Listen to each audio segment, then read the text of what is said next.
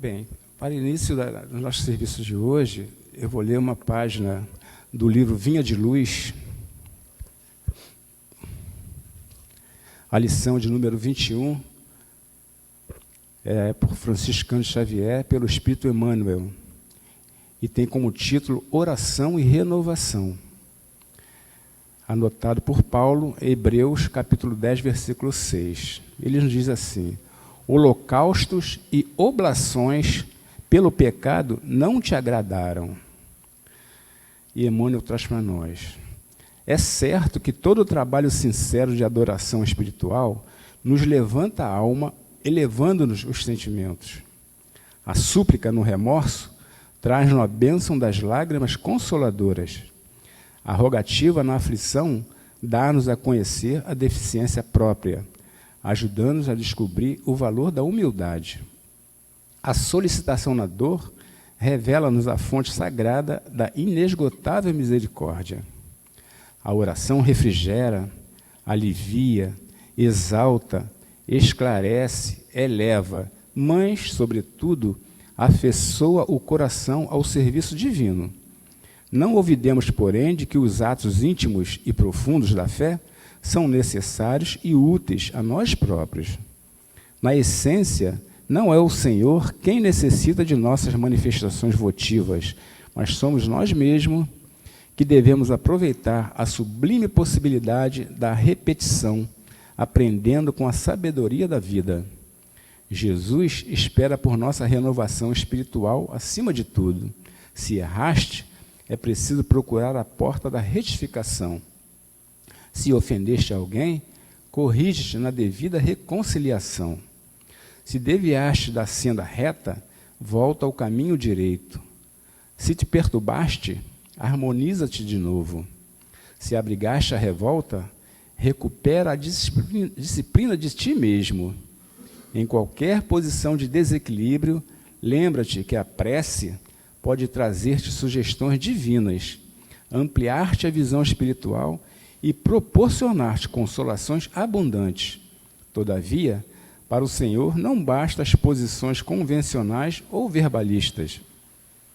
O Mestre confere-nos a dádiva e pede-nos a iniciativa. Nos teus dias de luta, portanto, faze os votos e promessas que forem de teu agrado e proveito, mas não te esqueças da ação e da renovação, aproveitáveis na obra divina do mundo e sumamente agradáveis aos olhos do Senhor. Então eu convido a todos a fechar os olhos, a elevar o nosso pensamento até o alto, buscando essa comunhão com o Pai e com o Mestre Jesus, e com toda essa falange de espíritos do bem aqui presentes. Nossos anjos guardiães, nossos espíritos protetores, que estão sempre ao nosso lado, nos intuindo ao bem, nos fortalecendo e torcendo por nós, para que possamos conseguir vencer todas as nossas dificuldades. E podemos assim agradecer. Mestre, muito obrigado por essa oportunidade de estarmos aqui, nesta manhã de domingo, onde viemos buscar, nas lições que serão passadas pelo nosso amigo Eduardo Alves do NELD, todas as possibilidades que tivermos para buscar o nosso progresso moral, nosso progresso espiritual, trazendo assim essas lições para o nosso dia a dia. E guiados pelos mentores da nossa casa, por Fabiano de Cristo, que é o mentor espiritual da nossa casa, e também pela vontade de Deus, podemos dar por iniciado a nossa reunião para o estudo da manhã de hoje, dando graças a Deus que assim seja. Hoje nós temos aqui o nosso amigo, irmão, camarada, Eduardo Alves, do NELD, que vai nos falar sobre o Evangelho segundo o Espiritismo, no seu capítulo 11, amar ao próximo como a si mesmo. Seja bem-vindo, sinta-se abraçado por todos, Muito obrigado. Obrigado. Foi aprovado, não foi?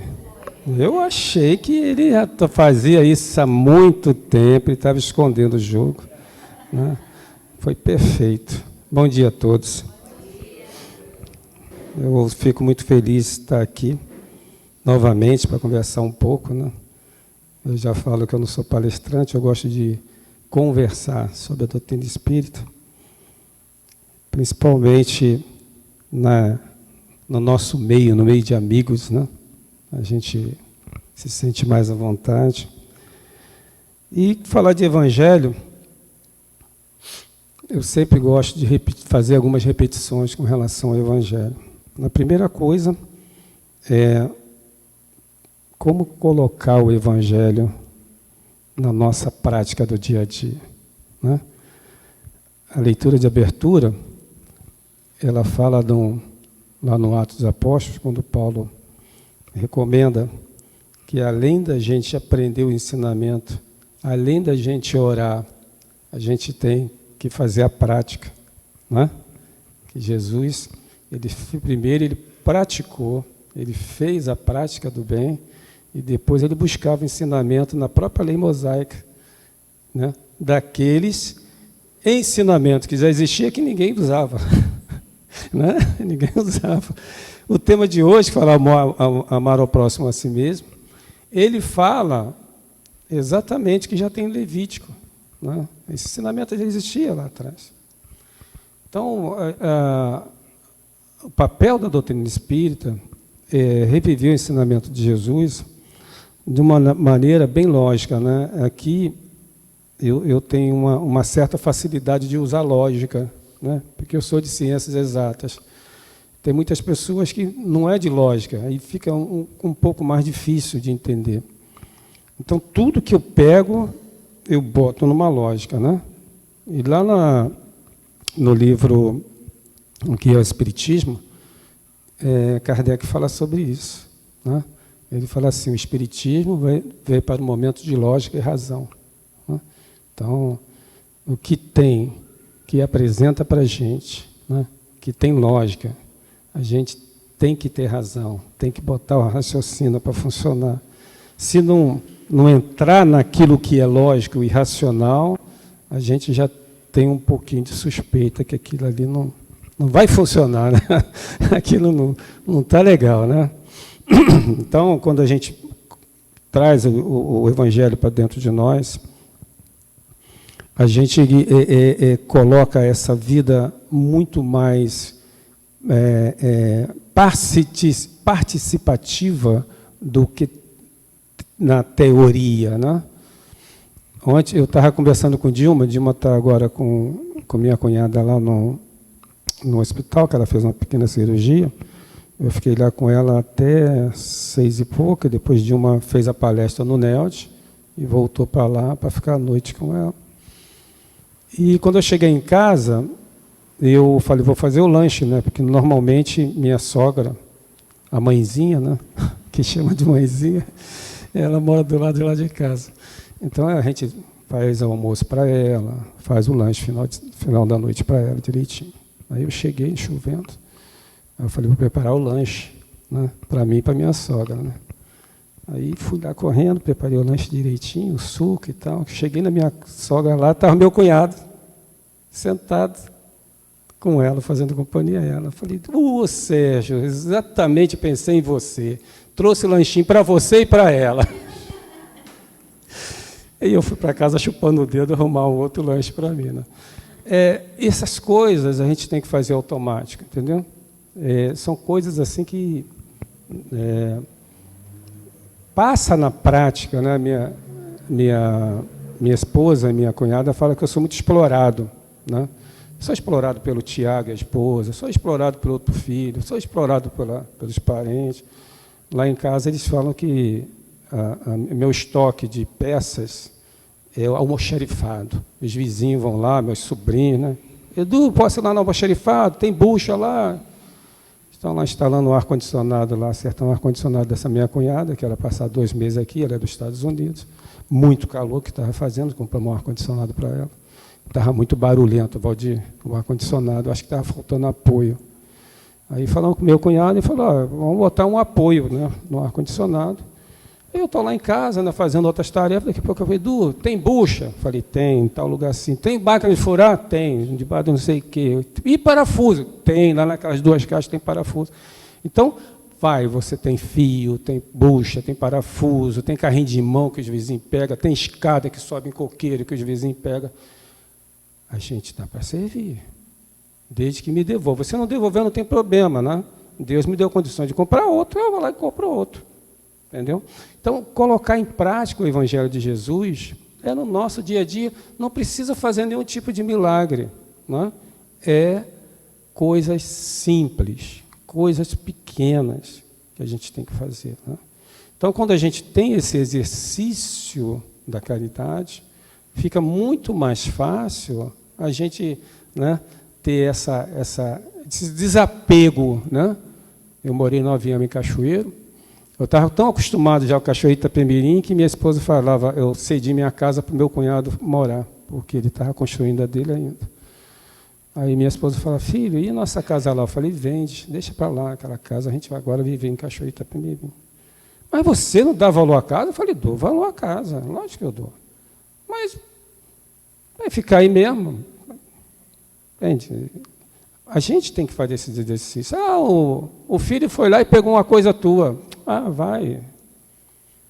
Né? Você tem que defender. Lá no Livro dos Espíritos, na página da última lei moral, né? Que é amor de justiça, amor e caridade, tem um item chamado propriedade, né? Verdadeira propriedade. Né?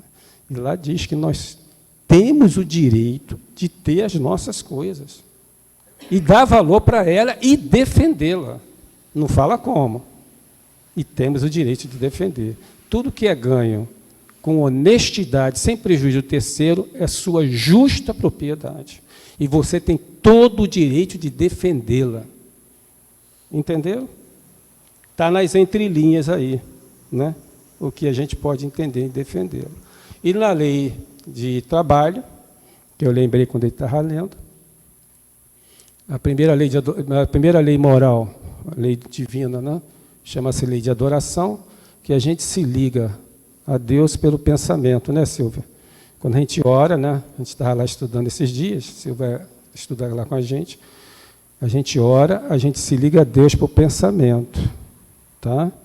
Mas não se aproxima de Deus só pela oração. A gente só se aproxima de Deus, conforme Emmanuel fala nessa lição de hoje, pelo trabalho. Por isso que a segunda lei é a lei do trabalho. Né? E na lei do trabalho, né, tem uma coisa que me deixa confortável, fala lá assim, é lícito o homem juntar para a sua aposentadoria? Sim, desde que seja em família e não egoísta. Gente, pode fazer suas previdências privadas, suas aposentadorias, porque está dentro da lei divina. No passado a gente pensava que era pecado, né? Nossa, me aposentar com o meu salário lá, né? Minha previdência privada, né? Nossa, é um pecado. Não, lei divina, desde que seja conquistada com honestidade, sem prejuízo de terceiro. Né? Então, a gente, quando está na doutrina espírita, a gente vai ligando essas coisas logicamente. Né? Logicamente. Não tem nada solto na doutrina espírita. A doutrina espírita, ela é toda encadeadiadazinha, né? Essa minha cunhada, ela tem, agora eles têm lá nos Estados Unidos, não sei aqui, que eu não tenho muito contato com pessoas que têm essa prática, de fazer quebra-cabeças. Não sei se vocês já viram isso. Né? Lá tem assim, quebra-cabeça de 300 peças, 500 peças, 1000 peças. A senhora manda uma foto de vocês dois, casal, na sua casa, faz uma foto bonitinha, manda para a empresa transforma aquela foto em quebra-cabeça. Entendeu? Aí eles vão montando aquelas 1000 peças. E depois você pode comprar uma cola especial e transformar num quadro. Transformar num quadro. Uma coisa espetacular. Então, são hábitos, né, que a gente cria para desenvolver a mente. A minha sogrinha, por exemplo, toda semana eu compro a revistinha para ela, para ligar as letras, né? Achar letras e tal, aquelas coisas todas, para a gente manter a mente em funcionamento, que a nossa meta é chegar a Jorginho, presta atenção, hein? 120 anos, Jorge. A gente vai chegar. Breve a gente vai chegar a 120 anos. Né? Porque a gente vai manter a nossa mente sempre em funcionamento, vai manter o trabalho físico junto com o trabalho mental. Não é? A gente também não pode, né, assim, ver a Bíblia, né, que na Bíblia fala que Matusalém viveu 1000 anos. Quantos anos Matusalém viveu? 1000 anos? Não pode, né? Naquela época não pode. Tem lógica? Não tem lógica. Então, na minha cabeça não entra. Por quê? Porque no passado, você vê lá na década de 50, a idade, né, a expectativa de vida era 58 anos, nós estamos agora em 74, né? Então, com a evolução da medicina, com a evolução da tecnologia, a gente vai aumentando o nosso tempo de vida. Como é que lá no passado se vive? Então, era uma forma diferente de calcular, né? De repente era pela Lua, pelo Sol, sei lá. Tinha uma forma lá diferente, né? Mais uma que eu vou citar para vocês, que não entra lógica, né? Até a imprensa, hoje em dia, trabalha para modificar os nossos pensamentos. A gente tem que ter muito cuidado com as coisas que a gente lê. Tá? Esses dias saiu uma notícia, nessa onda de calor que está dando, né? Saiu nos jornais, saiu na televisão, e eu fui procurar também em outras fontes, e todas elas falavam a mesma coisa. E era a maior temperatura média em 125 mil anos. Eu falei, não, deve ter um erro aqui de português, deve ter um erro, né? Deve ter um erro. Não é? Será que é 125 anos? Será que não é 10 anos? Será que não é 50 anos? 125 mil anos. Aí eu fiquei, meu Deus, eu sou espírita, eu tenho a cabeça lógica. Aí eu fui pesquisar quando é que veio o primeiro aparelho de medição de temperatura. Século VII. Nos anos 700, 600, 700 veio. Primeiro aparelho de medição. Como é que eles podem falar que 125 mil anos tinha medição? A gente sabe que existem aquelas eras, né? Era do gelo, tem períodos frios, tem períodos quentes, mas são eras, centenas de anos, 1000 anos, 5000 anos. Mas a gente fala em era, não fala em média, né? Qual era a temperatura daquela época? Não sei. A gente deduz se menos 60, menos 80, menos 100. Então, quando a gente pensa, né, na doutrina espírita, aqui dentro da nossa casa, a gente tem que ter essas lógicas, senão a gente é enganado. A própria mídia hoje trabalha para confundir nossa cabeça. Entendeu? Você tem que ter muita atenção. Por isso que o Evangelho está ali. O Evangelho, ele chega lá na aberturazinha, ele fala assim, podemos dividir a vida de Jesus em 5 partes, lembra disso? Né? Ele fala assim, a primeira parte são os milagres, a segunda parte, os atos comuns da vida de Jesus, a terceira parte, as palavras e coisas que serviram de dogmas, a quarta parte, as premonições, né? Que está lá em Marcos 13 e Mateus 24 e João, Apocalipse de João. E a quinta parte é lado moral. O que é que o Espiritismo escolheu? O lado moral. Por quê? Ele explica. Porque o lado moral não tem contenta. As outras coisas tem, não é? Jesus nasceu aonde, mana? Em Belém ou em Nazaré? Quem fala que foi em Nazaré, prova. Quem fala que foi em Belém, para mim, prova. A gente não interessa. Jesus calçava sandália ou chinelo? Ou andava descalço? A gente não importa. O que importa é a lição moral dele. Quem está vendo aí esse seriado que está dando aí agora na TV e na Netflix? A Escolha. Alguém está assistindo? É um seriado sobre a vida de Jesus. Está dando lá eu acho que no SBT vai começar, mas no Netflix já tem. A escolha, coloca lá que vocês acham. Chosen, The Chosen, né? The Chosen. Se vocês verem The Chosen, né? Quem não conhece o Evangelho de Jesus vai falar, meu Deus do céu, foi desse jeito. Mas quem conhece fala, meu Deus do céu, está tudo errado.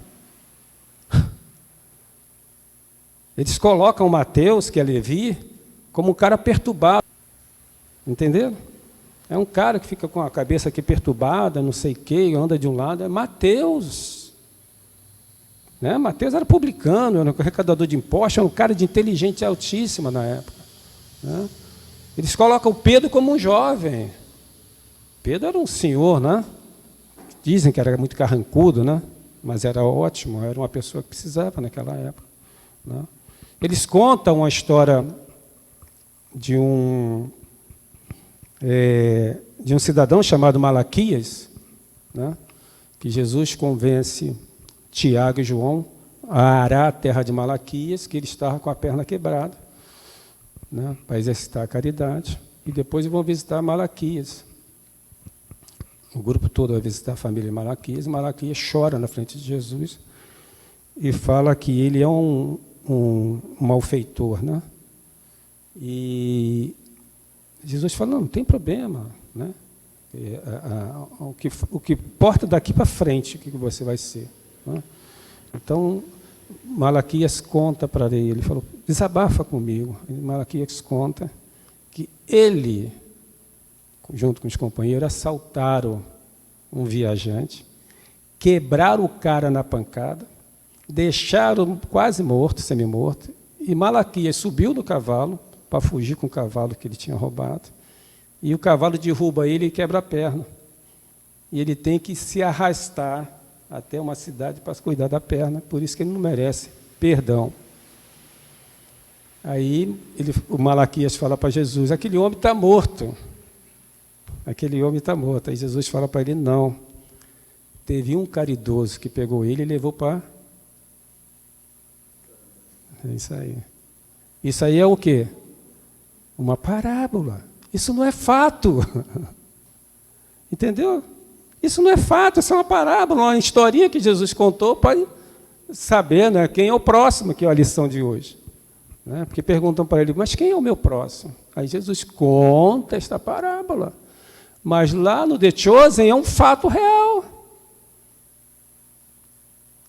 Agora, para a lição, que a gente quer pegar uma lição, ele consola Malaquias, falando, fica tranquilo que esse homem não morreu.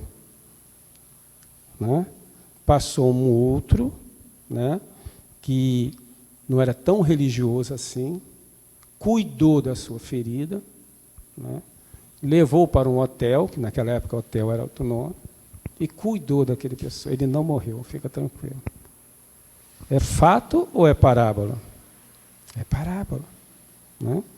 Então, quando a gente tem esse conhecimento do Evangelho, e é importante a gente ver que tem muita coisa aqui na nossa doutrina que nós temos que ter cuidado. Se não tem lógica, não embarque. Não vai que é furada. Né? Nós temos que trabalhar com muita lógica. Com muita lógica. Amar ao próximo como a si mesmo é o 11º capítulo do Evangelho. O Evangelho de Jesus ele tem uma sequência lógica. Como Kardec era um grande educador, tudo que Kardec fez, e por isso ele foi escolhido pela espiritualidade, para trazer essas informações espirituais, ele tem uma lógica. Né? O Livro dos Espíritos é toda uma lógica, o Evangelho é toda uma lógica, né? As leis morais, toda uma lógica. Né? Os 10 mandamentos é toda uma lógica. Não é? Então, no Evangelho que a gente está estudando, a lógica é que os 4 primeiros capítulos servem de base, não vi destruir a lei, né? Para não dizer que o Espiritismo veio para desqualificar as outras religiões, não. As outras religiões, não. Veio complementar. Né? Meu reino não é desse mundo. Né? Às vezes penso até que é do mundo espiritual. Né?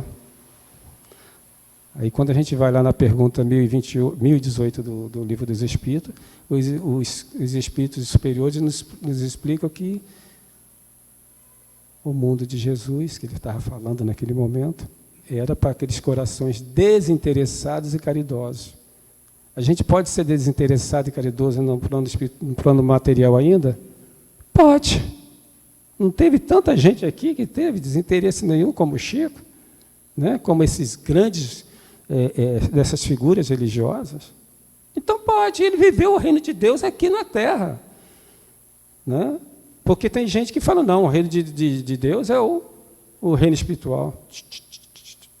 Não. Para os corações desinteressados e amorosos, é o reino de Deus. Ele explica, né, que a maioria dos homens daquela época estava ali de frente de Pilatos, ele sendo crucificado. Ele falou que a maioria do povo aqui não é desse tipo de pessoas. São pessoas más, são pessoas cruéis. Entendeu? E a gente colocou na cabeça que o reino de Deus é no plano espiritual. E não é. É para os corações. Eu posso viver o reino de Deus aqui na terra, desde que eu tenha o coração desinteressado e amoroso. Entendendo? Então, quando ele faz essa pergunta, isso está no capítulo 2. E no capítulo 3 a gente vai entender por que nós temos essa escala espírita e por que é importante a evolução na escala espírita. Quando vai falar que no planeta, na casa do Pai tem muitas moradas, vai explicar essas escalas todas, como é que a gente vai galgando esses postos espirituais através do nosso trabalho, através da oração, mas através também do trabalho. Somente com o trabalho que a gente consegue galgar, subir no nível espiritual. Nós somos um planeta de prova e expiação e a gente tem que passar para esse planeta de regeneração, que muita gente pensa que lá não tem maldade. Tem. Tem maldade.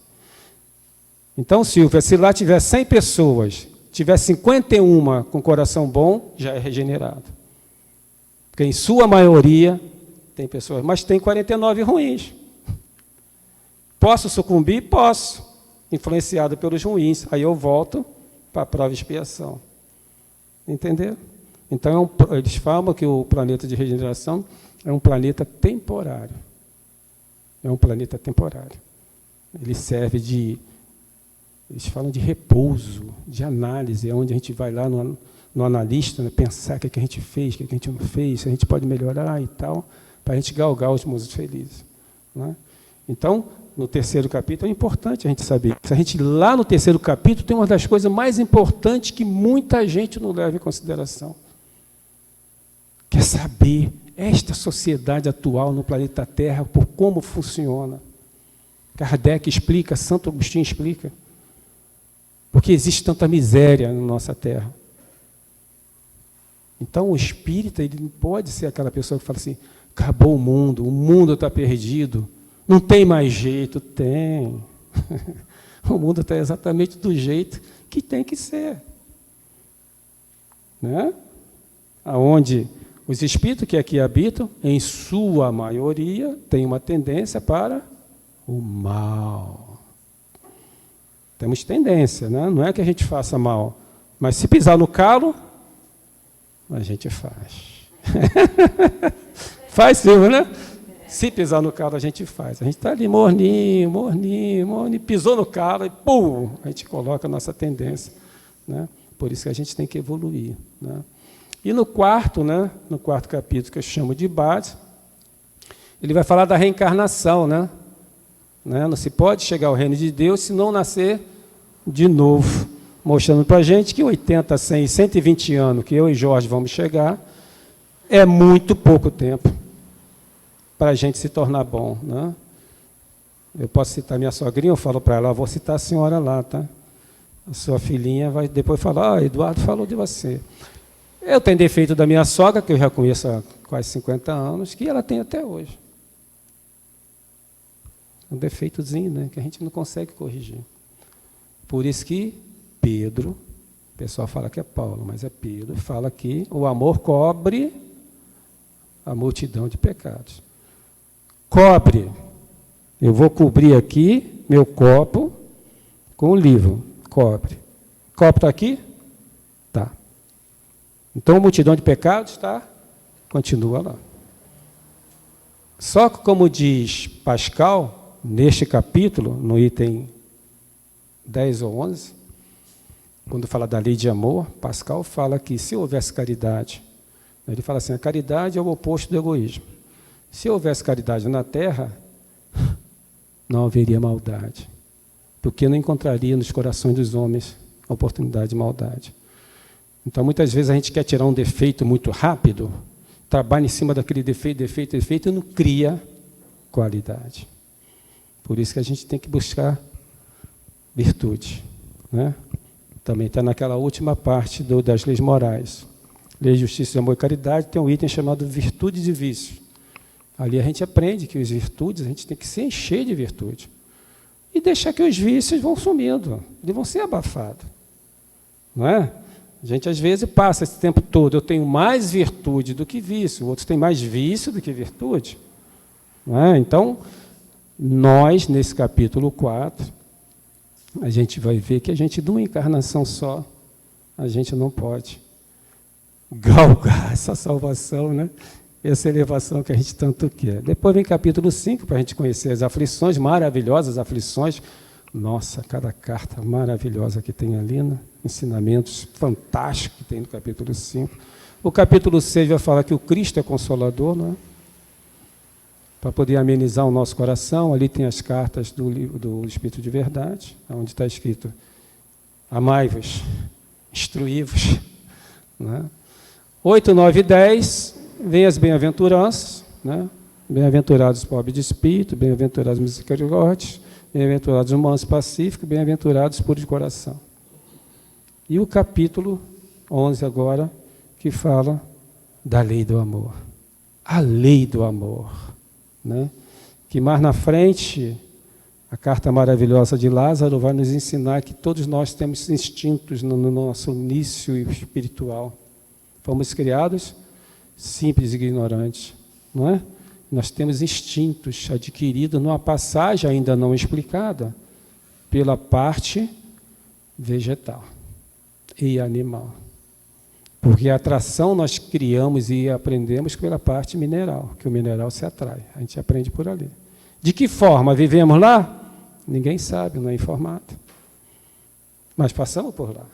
Um estágio, uma passagem, um estudo, não sei. Mas nós chegamos simples e ignorantes com instinto. Não é? E aí, nosso amigo Lázaro, aquele mesmo que Jesus ressuscita. Um dia a gente pode falar uma palestra só dessa ressurreição de Lázaro, porque no livro A Gênese, né? Lá que fala dos milagres, fala que Lázaro estava com um ataque, né? Mas a gente não sabe o poder que existe no espírito puro como era Jesus. Ele já estava 4 dias cheirando mal. Tem poder de ressuscitar? É uma incógnita, né? Não é? Qual é o poder do espírito superior? Conhece todas as ciências? Não conhece? Ele está lá no capítulo 3 que eu falei para vocês, naquela evolução espiritual. Está lá também no Livro dos Espíritos, a partir da pergunta 96, que fala das escalas espirituais. É a segunda escala, que é chamada escala intermediária.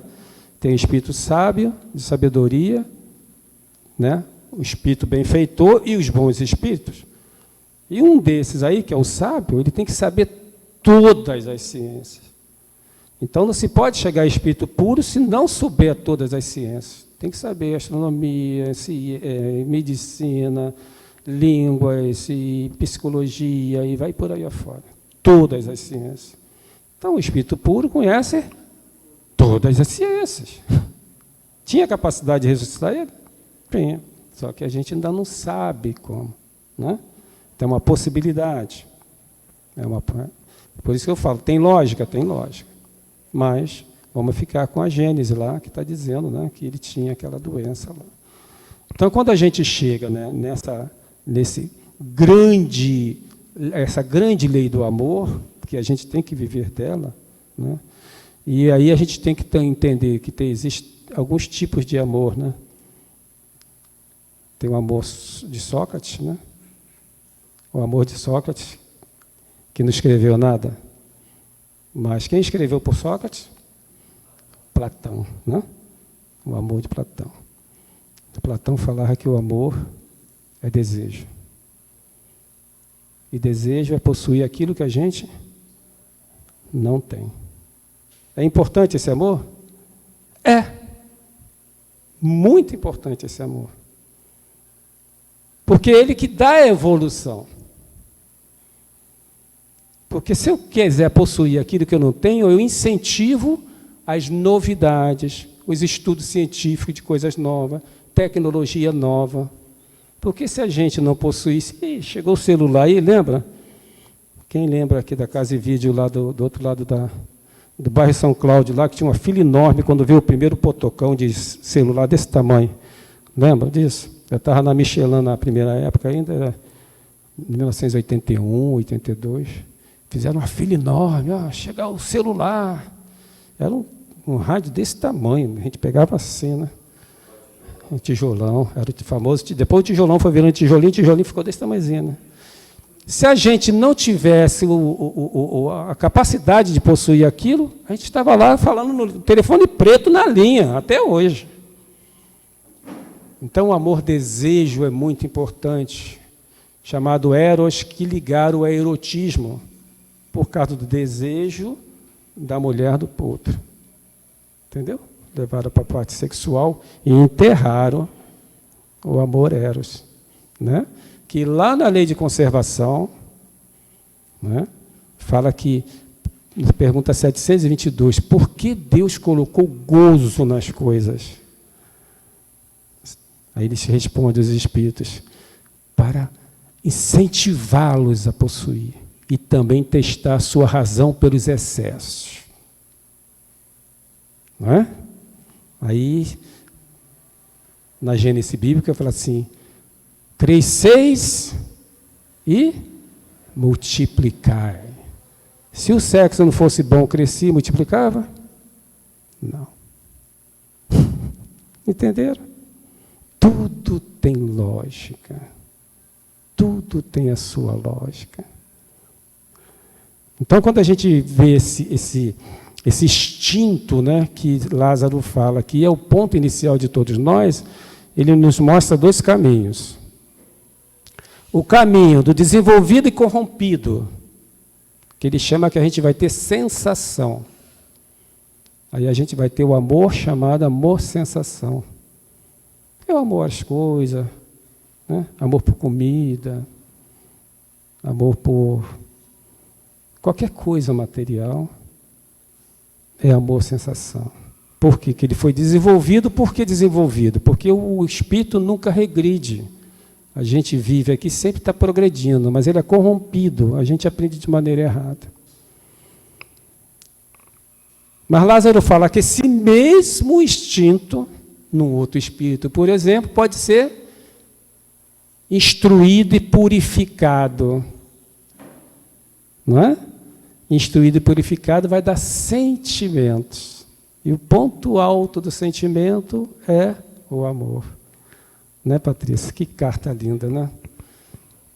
E Lázaro fala que esse amor nos eleva da parte material. A gente não sente dores. Aí a gente vê a lógica de Jesus quando ele fala assim, venham até mim vocês que sentem cansados e fatigados, porque eu vos aliviarei. Porque meu jugo é leve, meu fardo é suave. Porque quando a gente ama, nada pesa na gente. Nada pesa. Então chegou um grupo lá para Jesus e falou assim, mestre, qual é o mandamento maior? Que esse é o primeiro item aí. Já estava em Levítico escrito, mas ele queria testar Jesus, que ele passava o tempo todo testando Jesus. Aí Jesus fala assim, amar a Deus sobre todas as coisas é o primeiro. E em complemento é esse, e ao próximo como a si mesmo. Aí está todos os livros e todos os profetas. Tudo que foi escrito até então está contido só nesse negocinho. Que coisa, né? Tão resumido, né? Mas é difícil. É difícil a gente amar o próximo. Né? Então, no capítulo 18 de Mateus, ele é tentado, né, por esses doutores da lei. Aí pergunta a ele assim, Manel, quem é o meu próximo, Manel? O cara para tentar Jesus, né? Quem é o meu próximo? Aí Jesus conta essa parábola que eu contei, que está lá no The Chosen, como se fosse um fato real. O próximo é aquele que você tem a oportunidade de ajudar, que está dentro da sua alça de ação. Mas eu passo na rua, Eduardo, vejo tanta gente na rua, mendigo, bêbados, moradores de ruas. Vocês sabem o histórico de cada um? A gente não sabe, né? Seria tão fácil eu pegar todo mundo, né, e levar para minha casa, né? Não seria? Seria. Vai resolver? Não. Porque a maioria deles vai sair no outro dia. Fala, eu gosto da rua. Na pergunta, eu não tenho esse número não, mas está lá na lei de progresso. Né?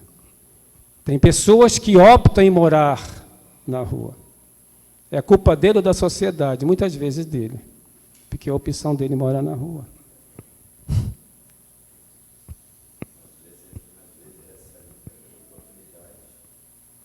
E não aceita. Não aceita. Isso mesmo. Muitos. Por quê? Porque em casa você tem que tomar banho, tem que escovar dente, tem que manter a cama limpa, tem que fazer isso, tem que fazer aquilo. Na rua, não. Na rua, não. Então, prefere morar na rua. Mas o próprio Livro dos Espíritos fala que a culpa é da sociedade também, na mesma pergunta. Porque não conseguiu orientar essa pessoa que a vida em família, em sociedade, é muito melhor do que a da rua. Então, cada um tem seu pontinho de culpa. Então, amar o próximo é muito difícil. Porque, às vezes, a gente passa por uma situação e olha e fala, meu Deus, dói no meu coração, mas o que eu posso fazer? Não é? Eu sempre conto as histórias aqui, porque eu gosto de coisa muito prática. Tinha um menino, que a mãe dele tem vários filhos, aí ele ia fazer algum serviço lá em casa. Aí ele chegava depois do almoço, a gente geralmente almoça entre meio-dia e meia, chegava 13h lá, seu Edu, tem alguma coisa aí? Eu falo, limpa o quintal aí para mim. Aí eu ficava olhando ele, falava assim, esse garoto não almoçou. Gabriel, você almoçou? Não, seu Edu. Tá, vou botar sua comida aqui. Botava a comida dele. Tá. Ele limpava aquele meia dúzia ali de locais ali, botava no saquinho de lixo. Seu Edu, acabei, dava umas 2 horas. Eu dava R$20 a ele. Toma R$20. Só isso? 2 horas só, né, meu filho? 2 horas, R$20. Aí vai. Seu Edu, quando não vinha ele, vinha outro. Tinha uns 3 que faziam a mesma coisa. Seu Edu, tem trabalho aí? Não sei o quê. Esse menino, ele chegou uma vez e falou assim, o senhor não vai me pagar R$20 não, né? Eu vou te dar almoço e R$20 se você trabalhar só aqui nesse pedaço do quintal. R$20 eu não aceito mais não. E aí? Tá bom, meu filho, você tem a liberdade de fazer ou não fazer. Ele foi embora, não fez mais. Passados uns 2 a 3 meses, os outros garotos foram fazendo, ele chegou lá e falou, seu Edu, tem alguma coisa para fazer? Eu falei, agora tu perdeu o trabalho, já tem outros fazendo. Então, prefere ficar na rua. Né? Então, a gente tem que fazer a nossa parte.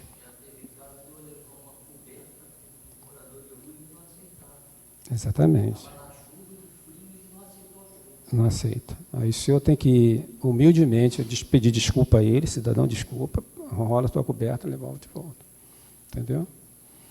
Por quê? Porque a gente tem que, dentro da doutrina espírita, tem uma coisa chamada livre-arbítrio, não tem? Que comanda todas as nossas ações, inclusive daqueles moradores de rua. Né? Então, a gente faz a nossa parte, né? dentro daquilo que a gente se sente confortável de fazer, porque ninguém é obrigado a fazer aquilo que não tem condição de fazer, tá?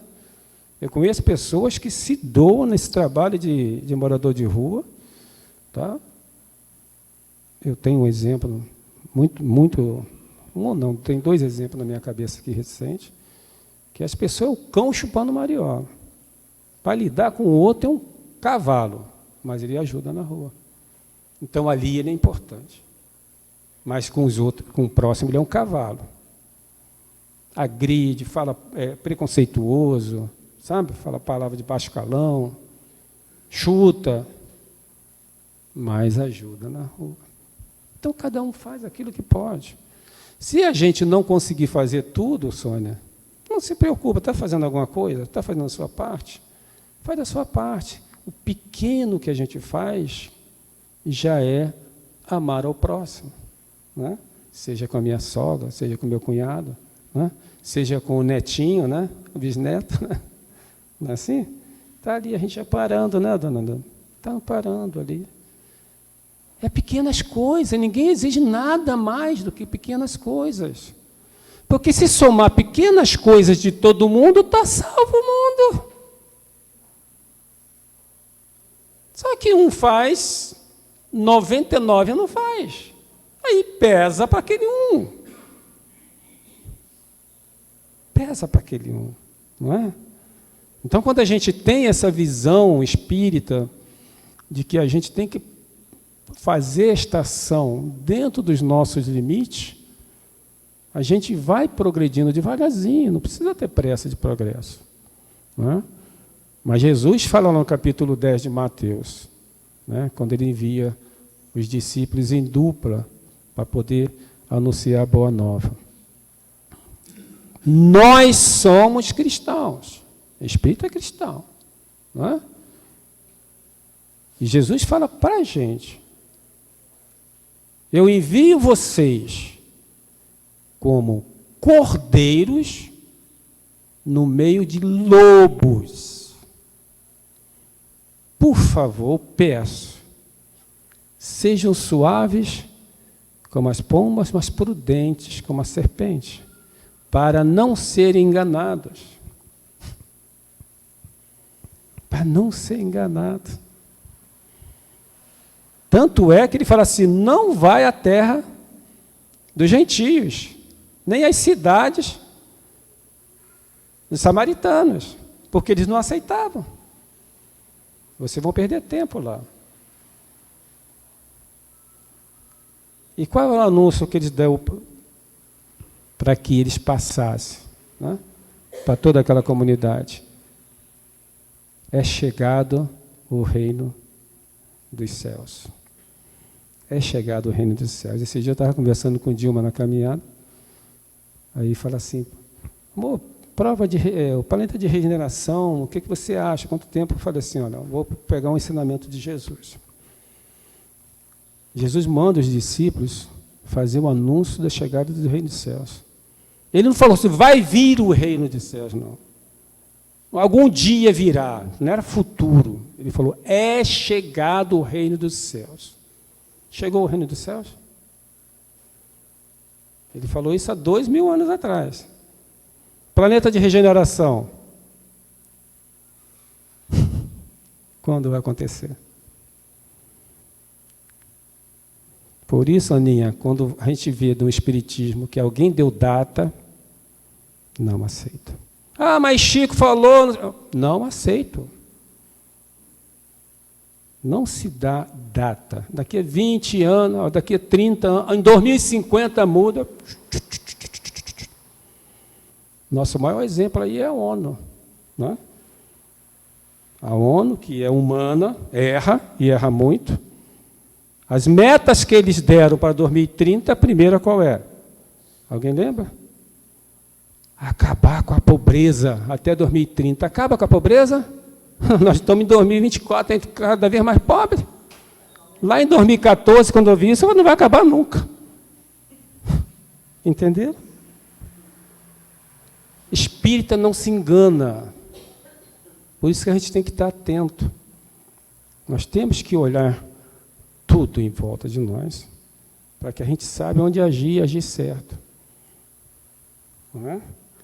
Então, assim, amar ao próximo como a si mesmo, a gente faz esse possível que a gente pode fazer, dentro dos nossos limites, a gente estudar, né? Tá aqui conversando, partilhando os ensinamentos, como ele falou que tem aqui, né? Quarta, quinta, sábado, vem partilhar, conversar. E aí a gente vai praticando, devagarzinho, né? Não esperando vir aquele... Não ficar só no próximo da família. Edu, eu não tenho família aqui, estou eu sozinho. Não. O próximo é o próximo. Eu não tenho que encontrar aí, né? Vou encontrar alguém, tu ajuda. Tá? Para poder praticar, exercitar a caridade. Porque não existe milagre na caridade. A partir de hoje eu quero ser caridoso. Eu vou dar tudo que tenho a fazer besteira. Vai devagar. Faz um exercício hoje, um exercício amanhã, dá uma caneta, depois dá um lápis, uma pasta, uma roupinha. Vai se desligando. Né? Eu falo para a Dilma, para que esse armário todo cheio de... Larga minhas roupas. Deixa minhas roupas aí, está te incomodando?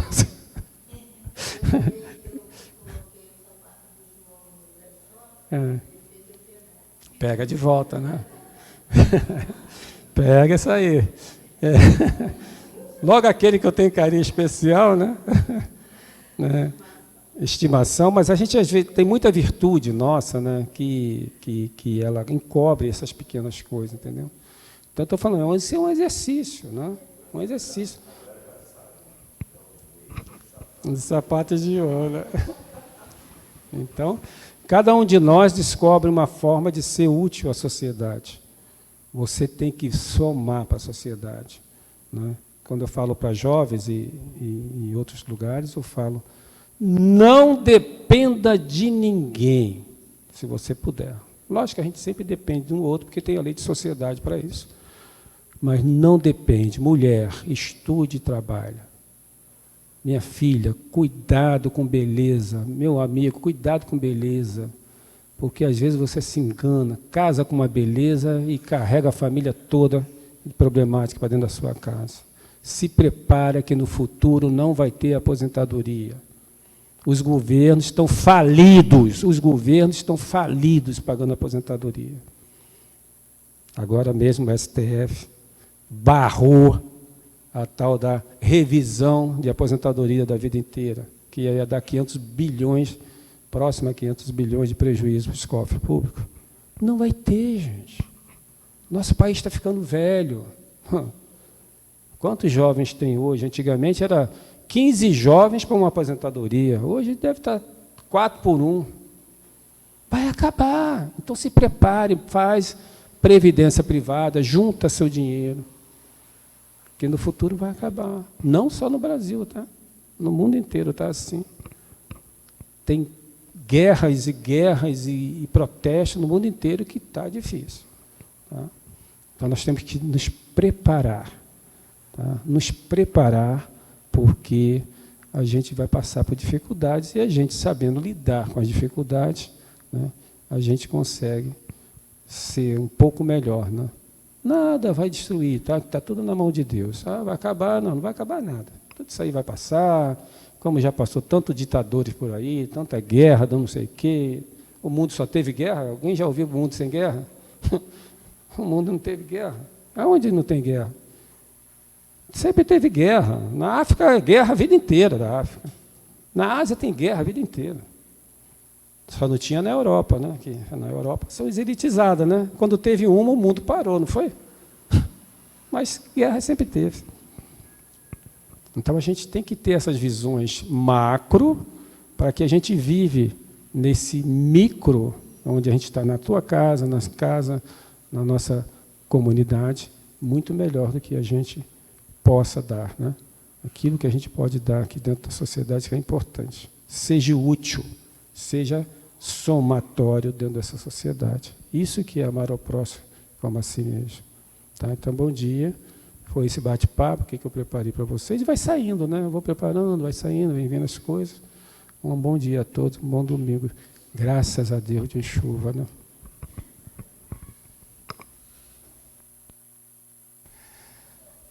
É muito bom, né? Nós temos a agradecer ao Eduardo por ter explanado de uma forma tão simples, verdadeira e direta, né, sobre esse capítulo tão importante do Evangelho, que é amar ao próximo a si mesmo, né?